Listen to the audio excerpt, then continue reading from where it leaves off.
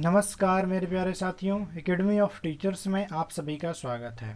इस वीडियो में मैं आप लोगों के लिए लेकर के आया हूं BHU एमएड एंट्रेंस एग्ज़ाम 2020 का कंप्लीट आंसर की। इस वीडियो को हमने दो पार्ट में डिवाइड किया है। इस पार्ट में आपको 70 क्वेश्चंस के आंसर्स मिलेंगे।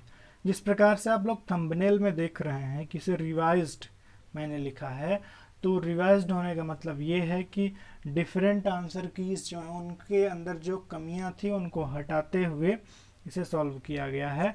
दोस्तों आगे बढ़ते हैं। अगर यह वीडियो आपको पसंद आता है तो इसे लाइक ज़रूर करिएगा। चैनल पर नए हैं तो सब्सक्राइब जरूर कर लीजिएगा, क्योंकि आपको फर्दर अपडेट्स मिलेंगी, काउंसलिंग से रिलेटेड अपडेट मिलेंगी और इसके साथ साथ कट ऑफ से रिलेटेड भी अपडेट मिलेंगी। तो दोस्तों यह चैनल आपके लिए बहुत ही इंपॉर्टेंट है, सब्सक्राइब कर लीजिए, बेल आइकन प्रेस कर लीजिए। आगे बढ़ते हैं आंसर्स की तरफ। प्रयोगात्मक अनुसंधान में शोधकर्ता बदलाव करता है, तो इसमें आपका राइट आंसर हो जाएगा दोस्तों स्वतंत्र चर पर। अगले प्रश्न पर चलते हैं। निम्नलिखित में से कौन सा एक मानकीकृत परीक्षण की विशेषता नहीं है, तो इसमें आपका राइट आंसर हो जाएगा दोस्तों subjectivity. We move to next question. एक अतिश्रेष्ठ बुद्धि लब्धि रखता है, तो इसमें आपका राइट आंसर हो जाएगा दोस्तों 140 और ऊपर। अगले प्रश्न पर चलते हैं। निम्नलिखित में से कौन सा रचनात्मकता के चरणों के सही अनुक्रम का प्रतिनिधित्व करता है, तो इसमें आपका राइट आंसर हो जाएगा दोस्तों A, B, D और C। इस क्रम में आप इसे व्यवस्थित कर लीजिए। अगले प्रश्न पर चलते हैं। कॉलम आ और बा का मिलान करें और नीचे दिए गए सही विकल्प को चुनें, तो इसमें आपका राइट आंसर हो जाएगा दोस्तों तीसरा जो कूट है इसे आप मिलान कर लीजिए। अगले प्रश्न पर चलते हैं दोस्तों। निम्नलिखित में से द्वितीयक अभिप्रेरक का एक उदाहरण है, तो इसमें आपका राइट आंसर हो जाएगा security. We move to next question. निकटवर्ती विकास का क्षेत्र है, तो इसमें आपका राइट आंसर हो जाएगा दोस्तों वह अवस्था जहां उचित सहायता और समर्थन दिए जाने से शिक्षार्थी कार्य में प्रवीण हो सकता है। अगला प्रश्न है। निम्नलिखित में से किसे सृजनात्मकता परीक्षण में अधिक महत्व नहीं मिलता है, तो इसमें आपका राइट आंसर हो जाएगा दोस्तों पॉपुलैरिटी। अगले प्रश्न पर चलते हैं। कॉलम आ और बा का मिलान करें और नीचे दिए गए सही विकल्प को चुनें, तो इसमें अगर हम कॉलम आ और बा का मिलान करें तो इसमें आपका राइट आंसर हो जाएगा ए का दूसरा, बी का तीसरा, सी का चौथा और डी का पहला। दूसरा विकल्प यहाँ पर सही होगा। अगले प्रश्न पर चलते हैं। डैश में व्यक्ति अपनी भावनाओं या क्रियाओं को कुछ ज़्यादा ही स्वीकार्य अर्थों में व्याख्या करते हैं, तो इसमें आपका राइट आंसर हो जाएगा युक्तिकरण, रेशनलाइजेशन। अगले प्रश्न पर चलते हैं।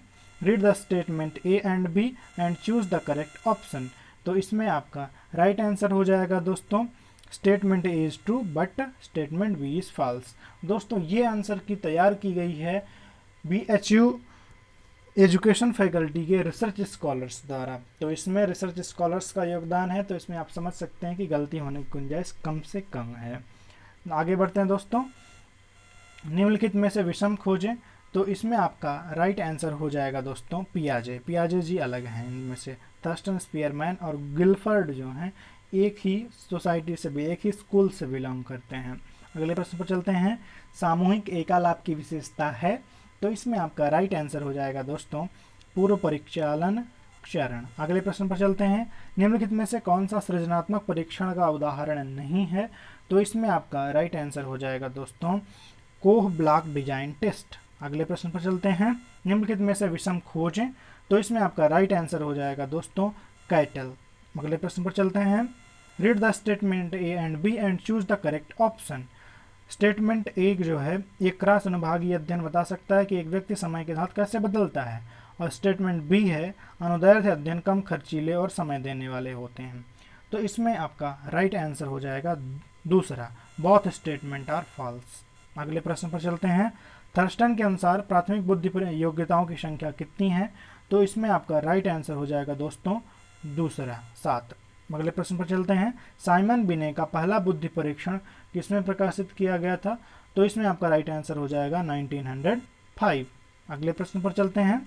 शैक्षिक मनोविज्ञान के पिता हैं, तो इसमें आपका राइट आंसर हो जाएगा थार्नडाइक। अगले प्रश्न पर चलते हैं। यदि किसी छात्र का टी स्कोर 70 है और माध्य स्कोर से उसके स्कोर की दूरी 10 है, तो जेड स्कोर होगा, तो इसमें आपका राइट आंसर हो जाएगा दोस्तों 2। अगले प्रश्न पर चलते हैं। यदि दो विषयों के परीक्षण स्कोर के बीच सहसंबंध का गुणांक दोनों से उम्र के रैखिक प्रभाव को समाप्त करने के बाद प्राप्त किए जाए, तो इस सहसंबंध को कहा जाता है। तो इसमें आपका राइट आंसर हो जाएगा दोस्तों पार्शियल कोरिलेशन। अगले प्रश्न पर चलते हैं। The coefficient of correlation between hours spent in studying math and marks obtained in math for a group of students is 0.90. Which of the following statement is are correct? तो इसमें आपका right answer हो जाएगा दोस्तों fourth, all A B and C are correct. अगले प्रश्न पर चलते हैं। एक यादृच्छिक चर माध्य म्यू इज इक्वल टू 400 के साथ एक सामान्य वितरण है। यदि वक्र का 80% क्षेत्रफल 500 के बाईं ओर स्थित है तो 400 और 500 के बीच का क्षेत्रफल होगा। तो इसमें आपका राइट आंसर हो जाएगा दोस्तों पहला 0.3। अगले प्रश्न पर चलते हैं।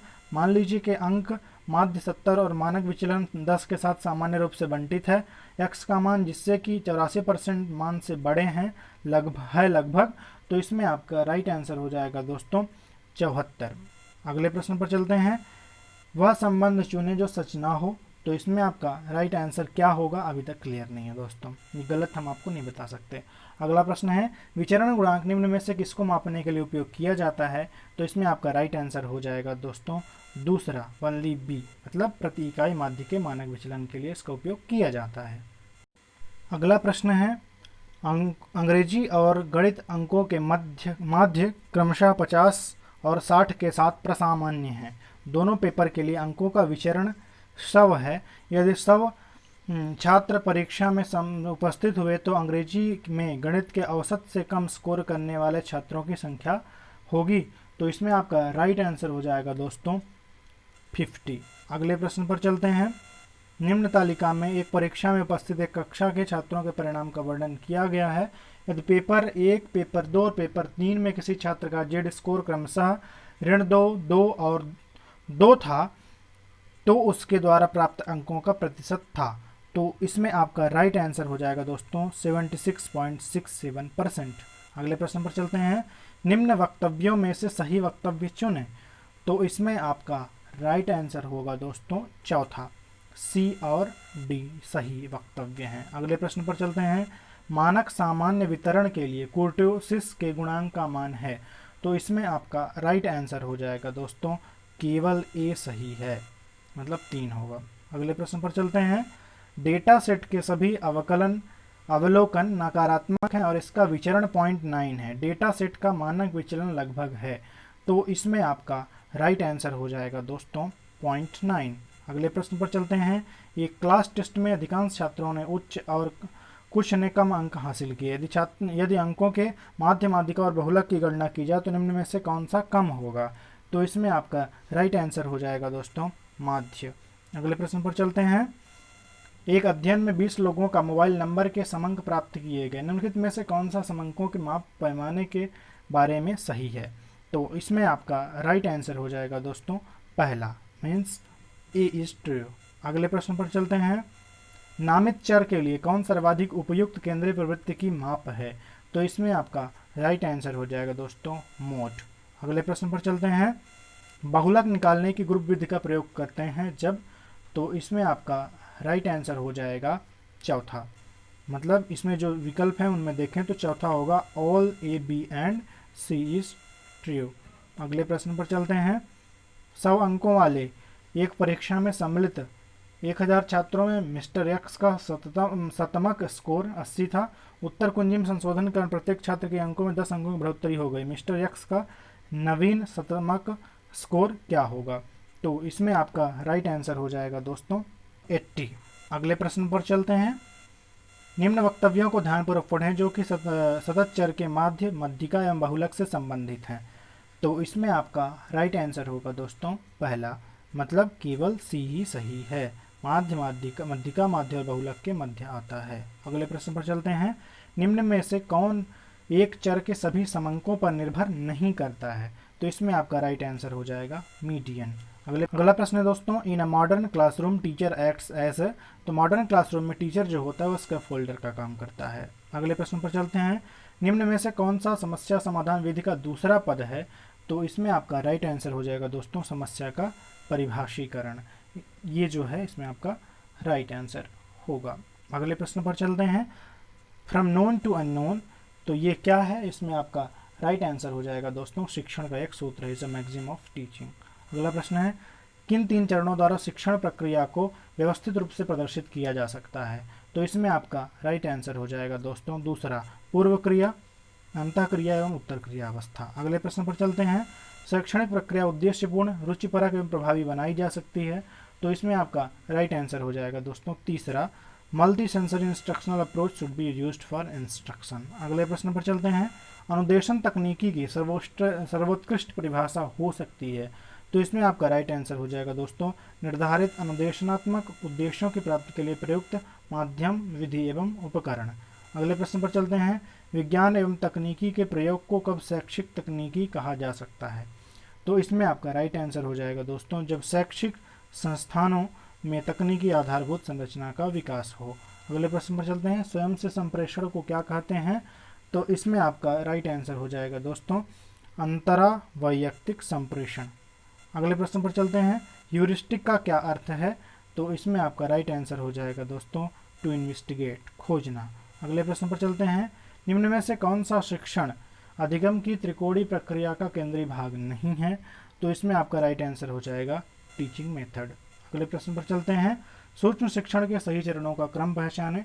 तो इसमें आपका राइट आंसर हो जाएगा ए, बी एंड सी, कौशल संप्राप्ति, कौशल स्थानांतरण एवं ज्ञान संप्राप्ति। अगले प्रश्न पर चलते हैं, संकेत अथवा इशारे किस शिक्षण कौशल के घटकों के अंतर्गत आते हैं?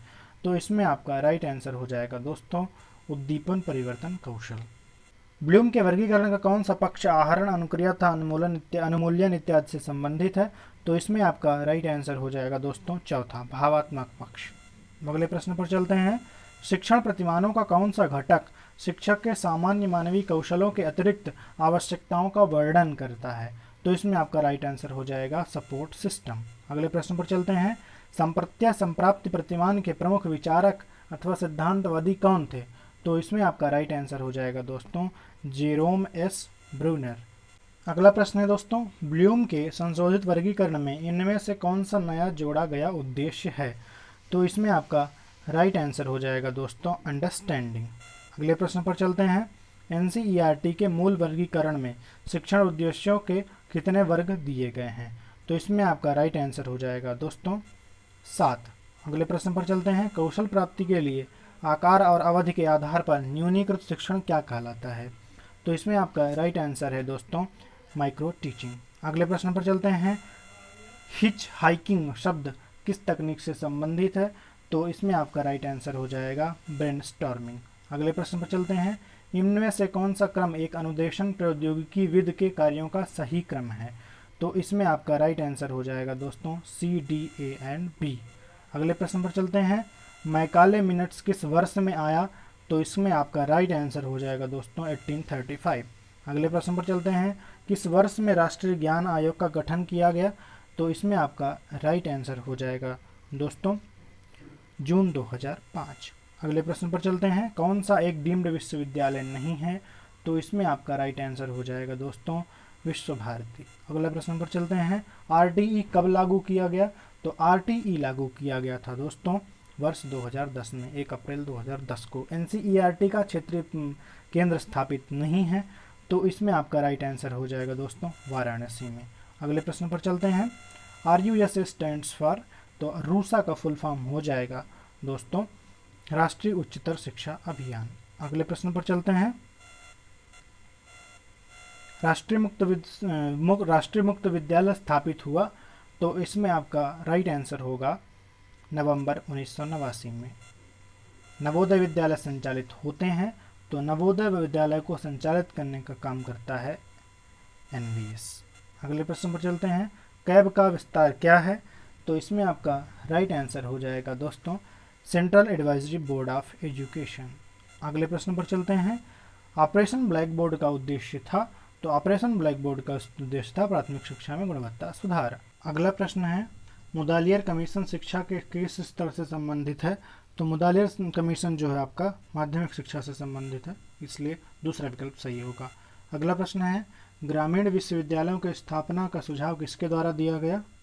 तो इसमें आपका राइट आंसर हो जाएगा दोस्तों तीसरा, राधाकृष्णन कमीशन। तो दोस्तों इस प्रकार से 70 क्वेश्चंस कंप्लीट होते हैं। उम्मीद है आप लोगों को ये वीडियो पसंद आया होगा।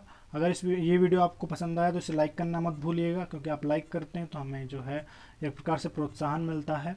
और चैनल पर अभी तक नए हैं तो सब्सक्राइब करना मत भूलिएगा। सब्सक्राइब करने के बाद बेल आइकन जरूर प्रेस कर लीजिएगा। तो दोस्तों इस वीडियो के लिए इतना ही। Thanks for watching.